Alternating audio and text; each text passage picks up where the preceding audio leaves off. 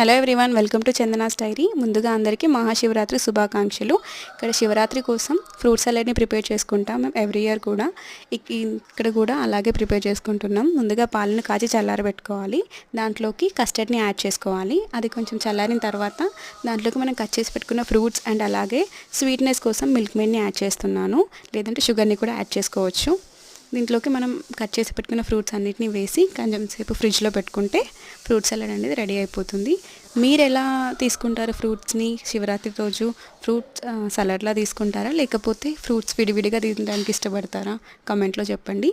And అలాగే మీకు శివరాత్రి అనగానే ఏ ఇన్సిడెంట్ గుర్తుకొస్తుందో నాకు కమెంట్లో చెప్పండి. నెక్స్ట్ రాబోయే వీడియోలో నేను నాకు గుర్తొచ్చే ఒక ఇన్సిడెంట్ మీతో షేర్ చేసుకుంటాను. Keep watching. Please subscribe to our channel Chandana's diary. And లాస్ట్గా అందులోకి వాటర్ మిలన్తో కూడా గార్నిష్ చేసేసుకుంటే ఫ్రూట్ సలాడ్ రెడీ అయిపోతుంది.